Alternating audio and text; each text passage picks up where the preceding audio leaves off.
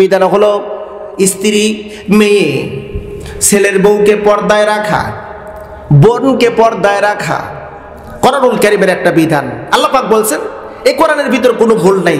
আপনারা বলুন তো, এই যে একটা আয়াত ওয়াকারনা ফি বুয়ুতিকুন্না ওয়ালা তাবাররাজনা তাবাররুজাল জাহিলিয়াতিল উলা, আল্লাহ পাক বলেন মহিলাদেরকে পর্দায় রাখার কথা বললেন। তাই বলে পর্দা বলতে ঘরের ভিতরে আবদ্ধ করে রাখা কিন্তু না। এখন এই আয়াতটা কয়দিন মেনেছেন? এই আয়াতের হুকুম আপনি কয়দিন পালন করেছেন? একটু চিন্তা ভাবনা করে দেখেন তো। অথচ এমন কিছু মানুষ আছে সমাজের ভিতরে 5 ওয়াক্ত নামাজে জামাতের সহিত পড়ে, হজ করেন, দান সদকা করেন, যাকাত আসলে যাকাত দেয়, কিন্তু মেয়েকে পর্দায় রাখে না, স্ত্রীকে পর্দায় রাখে না, বোনকে পর্দায় রাখে না, ছেলের বউকে পর্দায় রাখে না। এমন লোক সমাজের মধ্যে আছে না নাই? আপনি কি মনে করবেন ওই লোকটা নামাজি হাজি, ও বুঝি আল্লাহর জান্নাতে যাবেন? আল্লাহর কসম করে বলি ওই ব্যক্তিটি জান্নাতে যেতে পারবে না। ফাওয়াইলুল লিল মুসাল্লিন আল্লাযীনা হুম আন সালাতিহিম সাহুন।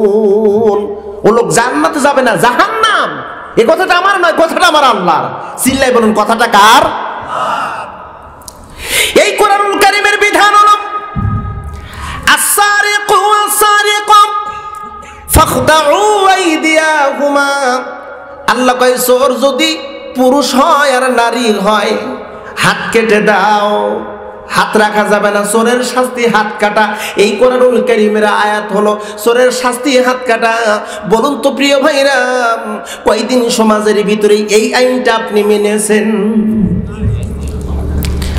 একদিনও মানা হয় নাই। জালিকাল কিতাবু লা রাইবা ফীহি, এই কিতাবের মধ্যে কোনো ভুল নাই। তাহলে ভুল যদি না থাকে কেন গ্রহণ করি না? কেন গ্রহণ করি না? কি জন্য গ্রহণ করি না প্রশ্ন করেন। আপনি তো মুসলিম, আপনি তো কোরআনের একজন ধারক বাহক, আপনি তো নিজেকে মুত্তাকিন বলে পরিচয় দিচ্ছেন, কেন আপনি মানেন না? অপ্রিয় ভাইরা, আল্লাহর বিধান হলো চোরের শাস্তি হাত কাটা। 2টা হাত কেটে দাও।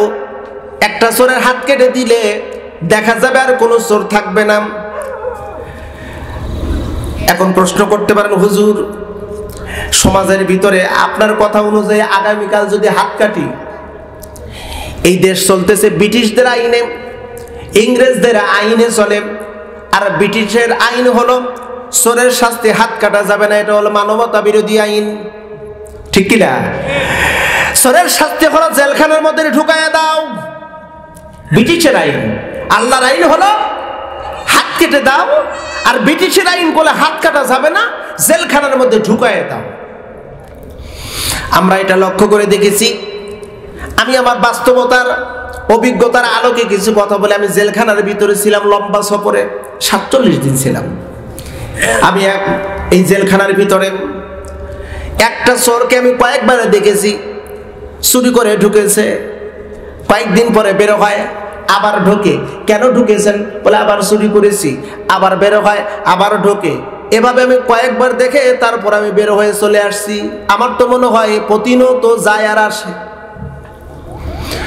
এমন চোর দেখেছি ছাগল চুরি করে জেলখানায় গেছে, জেল থেকে বের হয় বড় ব্যাংক ডাকাত হয়ে। আল্লাহর কসম করে বলি, আজকে যদি এই চোরের শাস্তি যদি হাত কাটার বিধানটা যদি চালু হয়, আর এইটা যদি সরকারিভাবে এটা যদি প্রজ্ঞাপন জারি করে, বিজ্ঞ বিচারক এই রায়টা দিয়ে দিল আর বলে দিল চোরের শাস্তি হাত কাটাম। আপনাদের এই যে মুন্সিগঞ্জ গজারিয়া উপজেলার মধ্যভাটের চর গ্রামের একটা চোর ধরা পড়েছে, এবার বিচারের রায় হয়ে গেছে, হাত কেটে দিতে হবে হাইকোর্টের সামনে। এবার এই চোরটাকে নিয়ে প্রকাশ্যে দিবালোকে প্রিন্টিং মিডিয়া, ইলেকট্রিক মিডিয়া সবগুলো একত্রিত হও, চোরের হাত কাটা হবে, লাইভের সম্প্রচার করো। এটা যদি লাইভের সম্প্রচার করা হচ্ছে, হাত কাটা হচ্ছে, এই লাইভটা দেখতেছে প্রত্যন্ত অঞ্চলের মানুষগণ, সমস্ত মানুষ দেখতেছে, চোরেরাও দেখবে।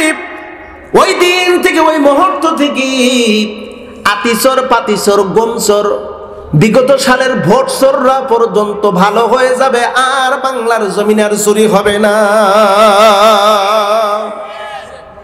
আর চুরি হবে না। কিন্তু দুঃখজনক হলেও সত্য, আমার দেশের যত শাসক এসেছে 54 বছর, 71-এর পর থেকে 54টা বছর অতিবাহিত হয়ে যাচ্ছে। 54 বছরের ভিতরে যতগুলো সরকার এসেছে সবগুলো হলো মুসলমানের বাচ্চা মুসলমান।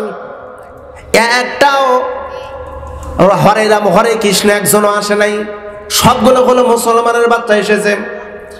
আল্লাহর একটা বিধান হলো, আমার যদি গোলাম কোনো গোলাম শাসন ক্ষমতা পায়, রাষ্ট্রীয় দায়িত্ব পায়, ইম্মাক্কান্নাহুম ফিল আরদ, জমিনে যদি দায়িত্ব পায়, আকামুস সালাম, তার প্রথম কাজ হলো নামাজ প্রতিষ্ঠিত করবে, ওয়া আতাউজ যাকাত, দ্বিতীয় নম্বরে যাকাত প্রতিষ্ঠিত করবে, 3 নম্বর হলো আমারু বিল মারুফ, সৎ কাজের আদেশ প্রতিষ্ঠিত করবে, ওয়া নাহাউনা আনিল মুনকার, আর অসৎ কাজের বাধা প্রদান করবে। 4টা কাজ করবে। আমার যদি কোনো গোলাম রাষ্ট্রের দায়িত্ব পায়, আপনারা বলুন তো যতগুলো সরকার এসেছে এই 4টা কাজের কোনো একটা কাজ কি সরকারিভাবে করেছে? বুঝে শুনে উত্তর দেন, করেছে? করেছে? কেন করেনি? কি জন্য করেনি? উত্তর শুনে নেন। আকামুস সালাত, নামাজ প্রতিষ্ঠিত করতে হবে। নামাজ প্রতিষ্ঠিত, আল্লাহ পাক রব্বুল আলামিন এই কথা কোরআনুল কারীমের ভিতর 82 বার বলেছেন। জোরে বলুন কয়বার?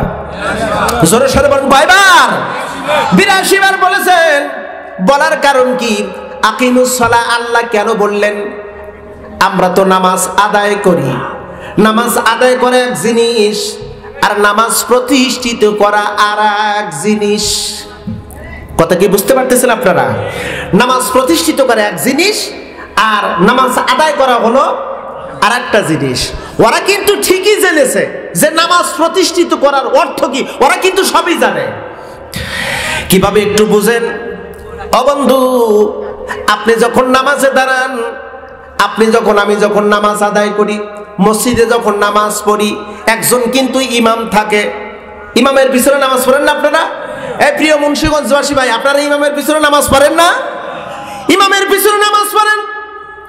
ওই ইমাম তেলাওয়াতের মধ্যে যদি ভুল বলে, ইমাম যদি ভুল বলে, পিছনে মুখটা দিয়ে আছে সচেতন, ইমাম মনে করেন তেলাওয়াতে ভুল করতেছে, অথবা তেলাওয়াতের আয়াত বাদ দিচ্ছে, অথবা বড় ধরনের একটা ভুল করে ফেলেছে, পিছনে মুক্তা দিয়ে যদি সচেতন হয় আর জানতে পারে, পিছন থেকে কিন্তু লোকমা দেয়। লোকমা দেন না? কি বলে লোকমা দেন আপনারা? এই কয়েকজন বুঝলেন, জোরে কর না কে? ইমামকে বোঝায়, ইমাম সাহেব ভুল হইছে, সংশোধন আন। আব্বা যান, আব্বা আব্বা, এই যে আব্বা, কথা বলো না।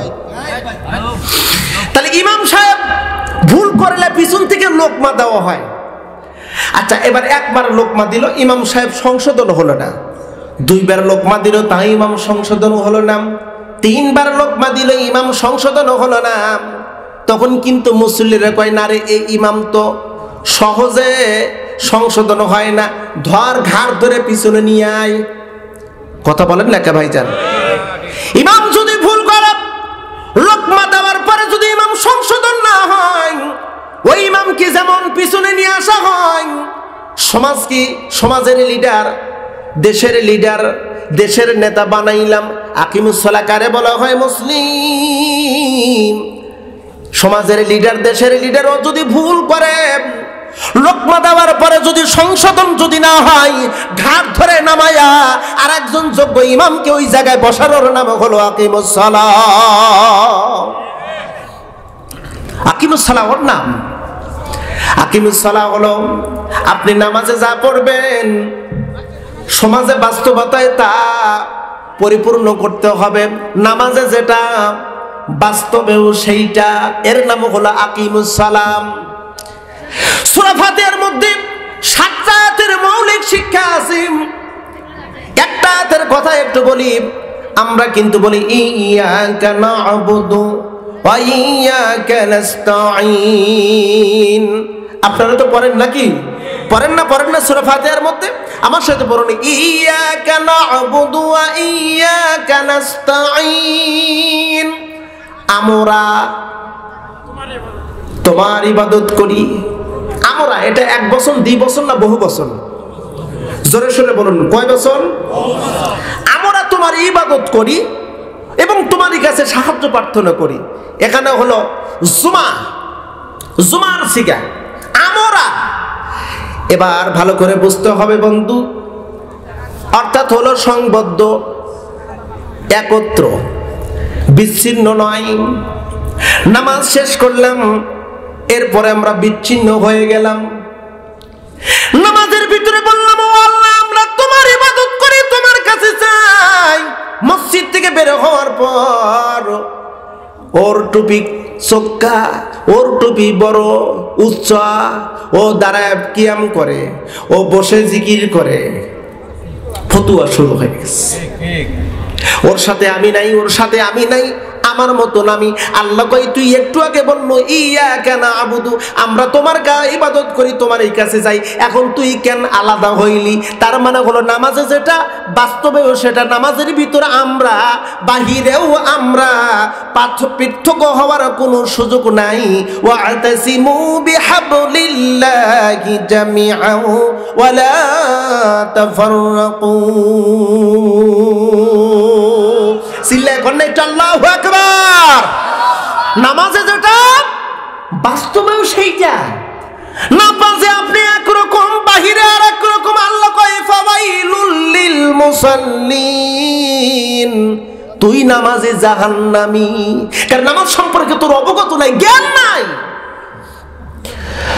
অপ্রিয় বন্ধুরা, কষ্ট পাচ্ছেন না তো আপনারা? এগুলো আমাদের মৌলিক বিষয়, জানা দরকার আছে না নাই? এগুলো মৌলিক, এগুলো আমাদের জানা দরকার। নামাজের আরো কিছু বিধান আছে। নামাজের বিধান হলো, এই কোরআনুল কারীমের আরো কিছু বিধান আছে। নামাজের শিক্ষার ব্যাপারে বলতে গেলে সারা রাত বলে শেষ করতে পারবো না। আসুন একটু কোরআন সম্পর্কে একটু আমরা জানি, কোরআনে কি কি আল্লাহ পাক দিয়েছেন।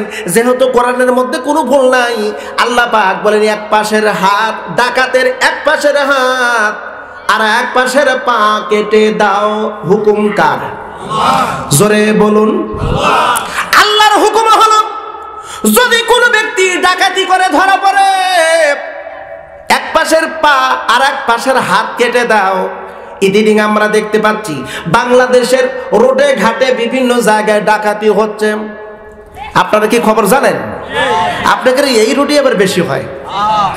এই মেঘনা ব্রিজ থেকে দাউদকান্দির এই ব্রিজের আগ মুহূর্ত পর্যন্ত এই জায়গায় ডাকাতি হয় খুব ঘন ঘন।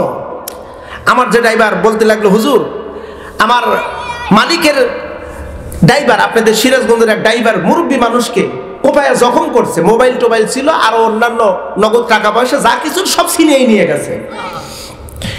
ডাকাত ডাকাত ডাকাতের বিধান একবার চালু করে দেন, বাংলার জমিনের কোনো ডাকাত থাকবে না, ব্যাংক ডাকাত হবে না, ব্যাংক লুট হবে না, পদ্মা সেতুর নাম করে হাজার হাজার কোটি টাকার দুর্নীতি হবে না। একটাবার বিধান চালু করে দেন। ও প্রিয় বন্ধুরা, আল্লাহ পাক রব্বুল আলামিন পরপর বারবার বলতেছেন, এই কোরআনের একটি বিধান হলো আসহাবুল ইয়ামিন, আমরা হলাম ডানপন্থী। জরবেন আমরা কি পন্থী? এত ধীরে করছেন, কষ্ট হয়ে বুঝতেছি। জরবেন আমরা কি পন্থী? আমাদের কাজকর্ম সব হলো ডান দিক দিয়ে শুরু। আপনি যখন খাবার খান, বাম হাত দিয়ে খান নাকি ডান হাত দিয়ে খান? রিসেন্টলি অবশ্য আলটা মডার্ন অসভ্যতা একটা গুণ বের হয়ে চলে আসছে, বাম হাত দিয়ে না খাইলে নাকি এটা আলটা মডার্ন হয় না, বাম হাত দিয়ে খাইলে এটা নাকি ডিজিটাল। রসুল বলেন, বাম হাতে খায় শয়তানে। যারা বাম হাতে খাবে বুঝবেন ও শয়তান খাচ্ছে। শয়তানে খায় বাম হাতে, ডান হাত দিয়ে আমরা খাবার খাই। মসজিদে যখন ঢুকি ডান পা দিয়ে ঢুকি, ঠিক কিনা? আমরা বললাম আসহাবুল ইয়ামিন। রসুল বলেন, তুমি ডান পথে চলো, ডান পথে হাঁটো। বিধান আল্লাহ, জরুন বিধান কার? আর ও জোরে আল্লাহর বিধান হলো ডান পথে। এখন একটু চিন্তা ভাবনা করে দেখুন, আপনি ঢাকা যাবেন অথবা চট্টগ্রাম যাবেন, এই যে আপনাদের পাশে হলো হাই রোড, বিশ্ব রোড, এই বিশ্ব রোডে আপনি আল্লাহর বিধানে হলো ডান দিকে আপনাকে যেতে হবে। আচ্ছা, আপনি যদি ডান রাস্তায় যদি হাঁটেন, আপনি কি গন্তব্যস্থল পর্যন্ত কি যেতে পারবেন? বুঝে শুনে উত্তর দেন, পারবেন নাকি? পারবেন না। আল্লাহর আইন হলো ডান পথে হাঁটা, আর ব্রিটিশদের আইন হলো বাম পথে চলা। আমি ড্রাইভারের সঙ্গে আসলাম, আমি আমার ড্রাইভারকে যদি বলি আল্লাহর বিধান বড় নাকি মানুষ রচিত বিধান বড়, ড্রাইভার বলবো হুজুর কেন, আল্লাহর বিধানই তো বড়। আচ্ছা, তাই যদি হয় আল্লাহর বিধান ডান দিকে, চলো ডান দিকে চলো। ড্রাইভার কবে যাইব না? কেন যাইব না? বলে আমরা যখন ট্রেডিং করি আমাদের আইনে লেখা রয়েছে ডান পথে চললে মামলা। তো পরের কথা, পুলিশ ধরলে তো দিবে মামলা, কিন্তু ডান পথে চললে গাড়ি আসতেছে বাম দিক দিয়া, ওই গাড়ি আমাকে মেরে দিবে, আমিও শেষ, গাড়িও শেষ। অপ্রিয় ভাইরা, এগুলো হলো ময়লা আবর্জনা। ব্রিটিশদের আইন হলো ময়লা আবর্জনা। এই ময়লা আবর্জনা গুলোকে যদি দূর না করেন, আমি মাঝে মধ্যে উদাহরণ দিই, দৃষ্টান্ত দেই। এই যে আপনাদের এটা হলো মধ্য ভাটের চর, এটা একটা এলাকা, যেখানে মাহফিল করতেছি, এর পাশে মনে করেন পাশে একটা নর্দমা আছে, মানে একটা পুকুর আছে, পুকুরের ভিতরে ময়লা আবর্জনা, পচা আবর্জনা যা আছে সব ফেলে দেওয়া হয়েছে। পচা আবর্জনা ফেললে দুর্গন্ধ হওয়াটাই স্বাভাবিক, কথা বলেন, দুর্গন্ধ হবে। এখন আমরা সবাই বসে এই দুর্গন্ধ দূর করার জন্য দোয়া করতেছি, রব্বানা যালামনা, আল্লাহ তোমার ইবাদত করি, তোমার গুণকীর্তন করি, তাসবিহ তাহলিল করি। আল্লাহ, আমাদের মাদ্রাসার পাশে পুকুর, পুকুরের ভিতর ময়লা আবর্জনা, আল্লাহ তুমি দূর করে দাও, গন্ধ দূর করে দাও। আচ্ছা বলুন তো, সারা জীবন এমন করে যদি দোয়া করেন, এখানকার ময়লা আবর্জনার গন্ধ কি দূর হবে? বুঝে বলতেছেন তো? সারা জীবন ভরা দোয়া করলে যেমন দুর্গন্ধ দূর হবে, হঠাৎ করে একজন মুরব্বী তারা বলতেছে দোয়া করা বাদ দাও হুজুর, তোমরা জামা কাপড় একটু পরিবর্তন করো।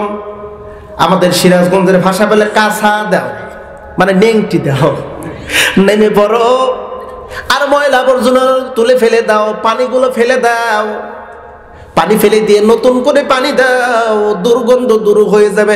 এত কষ্ট করে দোয়া করার প্রয়োজন নাই।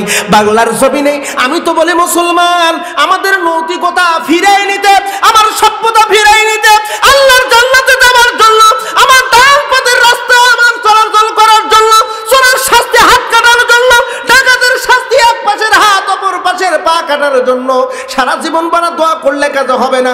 সংসদের আইন পরিবর্তন করতে হবে, আর আইন পরিবর্তন করতে হলে কোরআনকে সংসদে প্রতিষ্ঠিত করতে হবে। কোরআনকে প্রতিষ্ঠিত না করা পর্যন্ত আমার মতন গোলজার হাজার হাজার মানুষ ওয়াজ করবে, হাজার হাজার বক্তারা ওয়াজ করবে, পরিবর্তন হবে না।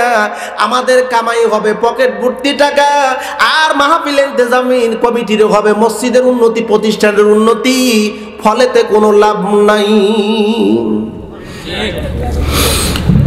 একটাবার কোরআনকে দাঁড় করান সংসদের ভিতরে, দেশটা পরিবর্তন হয়ে যাবে। চোর থাকবে না, গুন্ডা থাকবে না, দুর্নীতিবাজ থাকবে না। তাই তো ওরা ফতোয়া দেওয়া শুরু করেছে এখন, কোরআনের সাথে রাজনীতির কোনো সম্পর্ক নাই, মৌলবাদীদের সাথে আমাদের কোনো সম্পর্ক নাই, আমাদের ভিতর কোনো শরিয়া আইন নাই, ঠিক কিনা? ওরা ব্যাপকভাবে ফতোয়া দেওয়া শুরু করছে। নেগেটিভ সেন্সে দিবেন না ভাইজান, মিথ্যা কথা বললে আল্লাহ ওর উপর লানত করেন। যে ব্যক্তি মিথ্যা কথা বলে, মিথ্যা অপবাদ দেয়, ওর উপরে আল্লাহ লানত করে। একজন ব্যক্তির নাম বললে অনেকে মন খারাপ করবেন, আমি এই কথাটা বলি, আমার দল আগে নাকি আমার ধর্ম আগে? বুঝে শুনে উত্তর দেন, কি আগে? ধর্ম আগে। আমার আল্লাহর সন্তুষ্টি আগে নাকি নেতার সন্তুষ্ট আগে? আমার বইয়ের সন্তুষ্ট আগে নাকি আমার রবের সন্তুষ্টি আগে? কথাটা ভালো করে বুঝবেন। আমার ধর্মের দিক, আমার রবের দিক, এই দিকে যদি সামান্য পরিমাণ যদি একটু ত্রুটি হয় আমি মানব না, মানতে পারি না, মানতে দেব না। আমার শরীরের শেষ রক্তবিন্দু পর্যন্ত জিহাদ করে যাব, আমার রবের সন্তুষ্টি আগে, তারপরে নেতার সন্তুষ্টি। মিথ্যা অপবাদ আমরা সহ্য করব না। রুহুল কবির রিজভী মাথা গোলায় গেছে, গোলা যাওয়ার কারণ আছে। বাংলাদেশের যে গণজোয়ার, ইসলাম সবাই চায়, ইসলামকে দিয়ে দেশটাকে গঠন করতে চায়। গোটা বাংলার জমিনের মানুষ, গোটা বাংলার জমিনের মানুষ, আপনাদের ইচ্ছা মনে হয় নাই, তাই না? অনেক ভাই জানা আছে নামাজ পড়ে, কিন্তু ইসলাম দিয়ে রাষ্ট্র গঠন হোক চায় না। আল্লাহর ভাষায় ও হলো কাফের, আল্লাহর ভাষায় ও হলো মুশরিক। সূরা সফ আয়াত নাম্বার 8 পরিষ্কার ভাবে উল্লেখিত, আল্লাহ পাক দিন প্রতিষ্ঠিত হবে, সকল ধর্মের উপর দিন প্রতিষ্ঠিত হবে, কিন্তু মুশরিকরা চায় না আল্লাহর জমিনে আল্লাহর দিন কায়েম হোক। যারা চায় না ওরা আল্লাহর ভাষায় হলো মুশরিক। নাম মোহাম্মদ, নামের পূর্বে মোহাম্মদ, নামের শেষে হোসাইন, ইসলাম, মাথায় টুপি, মুখে দাড়ি, গায়ে জুব্বা, হজ করছে, কিন্তু ইসলাম দিয়ে সমাজ প্রতিষ্ঠিত হোক এটা চায় না। কেন চায় না? আমরা ভালো